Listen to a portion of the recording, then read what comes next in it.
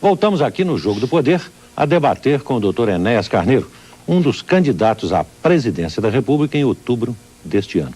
Dr. Enéas, como o senhor se define ideologicamente? Dizem que os rótulos estão fora de moda, mas o senhor seria da esquerda, da direita, do centro? Só, de novo, uma discreta correção. Ninguém pode, do ponto de vista jurídico, afirmar-se candidato antes da convenção, para evitar que haja uma punição. Digamos, candidato a candidato. O Prona, se Deus quiser, né, que ele, nesse sentido, não tem por que discordar do seu presidente nacional, o Prona indicará o meu nome como candidato na convenção em junho. Sim. Eu agradeço ao senhor. Como, do ponto de vista ideológico, né, nós, do Prona, nos definimos. E o senhor já antecipou bem a questão. Eu não vejo hoje mais, no mundo moderno, condição para que se fale esquerda e direita. Esses conceitos são obsoletos, ultrapassados. O que eu vejo hoje é um processo mundial que está sendo alcunhado de globalização, né? É um processo de destruição do Estado Nacional.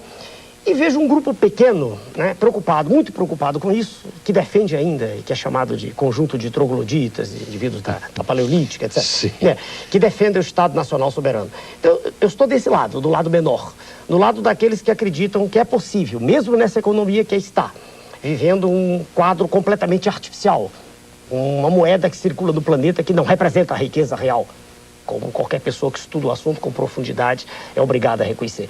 Então, nesse contexto todo, em que com essa moeda, que na verdade não representa a riqueza real, que é emitida ao bel prazer, né, de suas excelências, os dirigentes, né, dos bancos nos Estados Unidos da América do Norte. Sim. Quer dizer, com essa moeda compram-se riquezas, patrimônios, né, de todas as nações do planeta. Então, há um grupo pequeno que reage contra isso. Um exemplo disso é o grupo do Cholindo LaRouche, nos Estados Unidos mesmo, editor daquela revista. E a Onda Rosa? Não sei o que é isso. Na França, na Inglaterra, na Itália, em Portugal, na Escandinávia, venceram nas recentes eleições governantes que não são favoráveis à globalização. Ou pelo menos dizem isso. Sim. Eu não entendi, foi o nome. Por que o senhor disse chamou-se Onda Rosa porque não é vermelha. Ignorância minha, específica. Eu não conhecia o termo. Veja bem, o senhor pergunta como é que eu vejo. Veja bem. O mundo está mudando. Exato. Até nesse aspecto. Na medida em que aqui e acolá levantam-se vozes contra isso, então eu pertenço a esse grupo de vozes. Com cuidado. Isto não quer dizer de maneira nenhuma que nós possamos ser comparados a movimentos que surgiram na década de 40, né, que o senhor também conhece bem, década de 30, década de 40, movimentos que pressupunham um totalitarismo, a imposição de nada disso. Nós pensamos sim que é possível uma nação, principalmente como a nossa, dar um exemplo para o mundo, né, para que é possível para nós nos levantarmos e dizermos assim, deixem-nos em paz. Permitam que nós consigamos viver como seres humanos, né? E não como escravos, que é o caminho para o qual todos nós estamos indo. Essa é a tese. Doutor Enéas, vamos a alguns problemas concretos. Pois não. O que o senhor faria indo à presidência da República diante do desemprego? O desemprego é fruto dessa questão que nós começamos a abordar. Na medida exata em que se abrem indiscriminadamente os mercados, quer dizer, as fronteiras, e que se destrói a indústria nacional. Na medida em que se destrói a agricultura, é natural que haja o desemprego. Quer dizer, quando uma multinacional chega, e eu vou citar o professor com quem eu aprendi isso, um exemplo excelente, o senhor Adriano Benayon do Amaral, daqui de Brasília, ele é doutor em economia, já que gostam de títulos tanto, é doutor em economia em Hamburgo. Quando uma multinacional vem para cá e traz o emprego, ela ao mesmo tempo gera 10 desempregos. Então, é uma coisa muito séria, né? O desemprego, a nosso ver, segundo o nosso ponto de vista, claro, nós estamos defendendo o nosso partido político. O desemprego só pode ser corrigido nessa coisa na medida em que houver o oposto. O caminho é o contrário. Vou lhe dizer o oposto. A curto prazo, doutor Enéas. Imediatamente. A curtíssimo prazo é preciso deter a sangria. Não há dois caminhos. Aliás, não há mais de dois. Se o senhor tem... Vamos ver a situação agora, neste momento, janeiro. A informação de outro professor de economia que já esteve com o senhor, o professor Berço Garcia Munhoz. Titular de política aqui em Brasília. Ele diz assim, nós teremos agora em janeiro, na melhor das hipóteses, uma sangria de 5 bilhões de dólares mensais. 5 bi. Ora, a receita, com boa vontade, em torno de 10 bilhões mensais. Metade da receita estará indo embora. Ora, não há solução, não há como manter. A Indonésia acabou de fazer.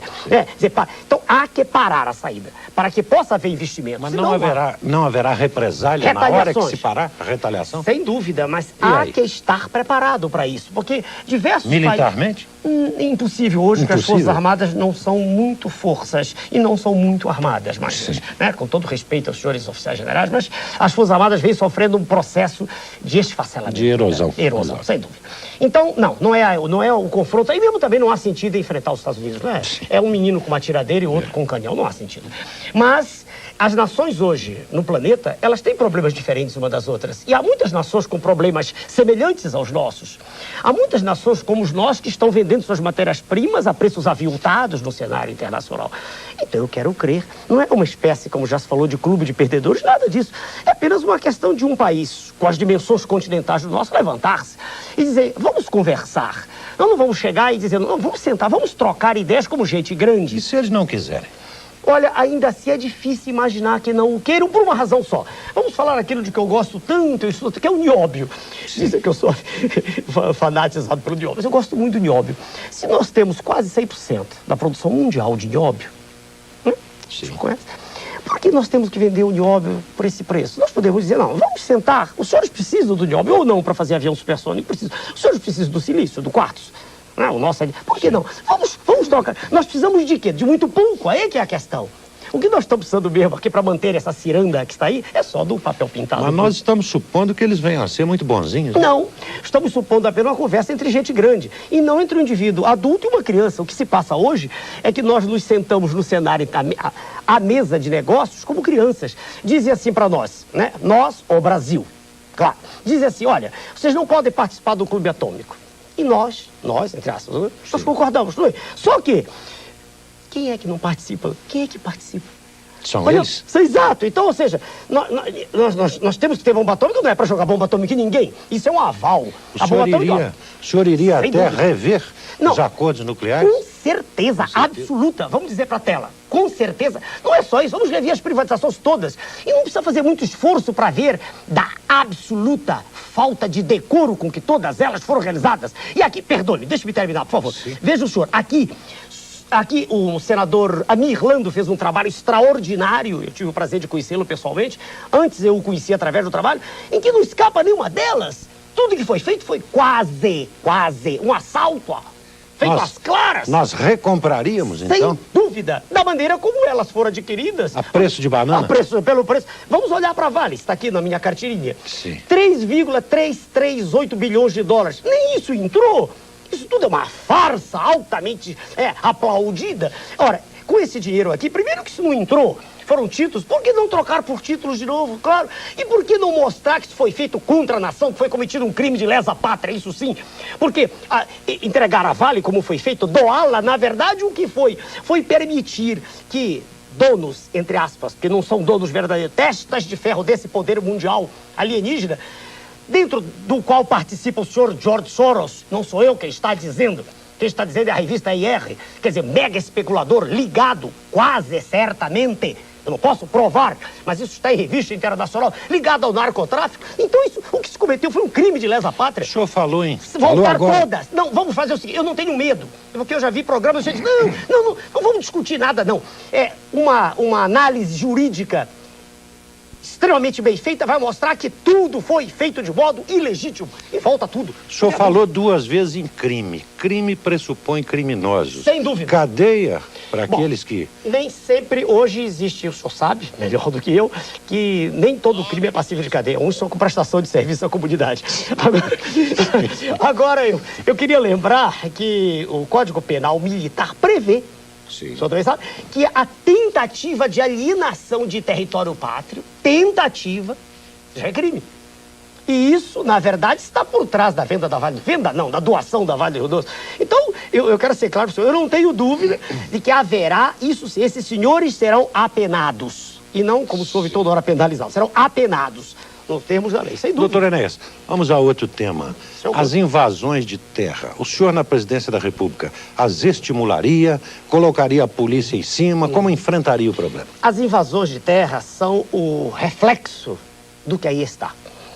É muito difícil, eu converso com meus amigos, e um deles, o senhor conhece o professor Bautista Vidal, o que eu pretendo, né, em lá chegando, é ter uma ação multifatorial.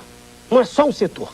É impossível. O Brasil é uma nação extremamente complexa e é impossível mexer numa coisa só. A minha ideia, claro, do grupo está comigo, é que haja uma série de ações simultâneas. Vamos entrar nessa questão da terra.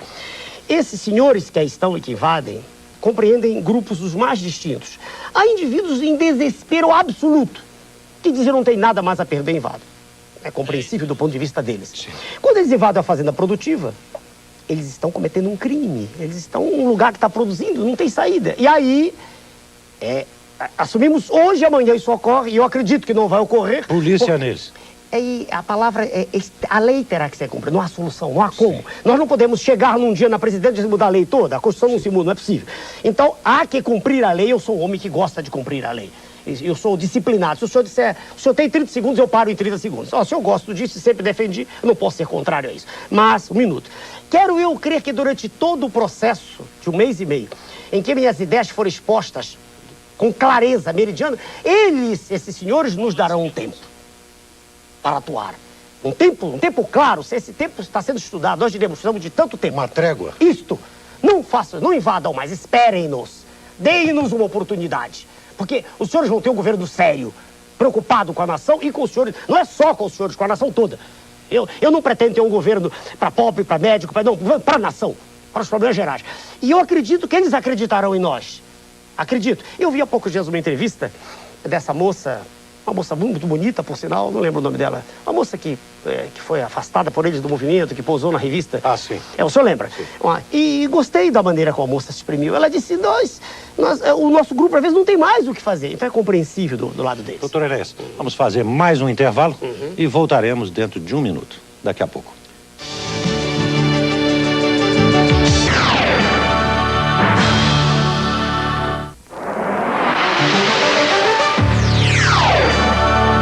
Rede Manchete, você em primeiro lugar.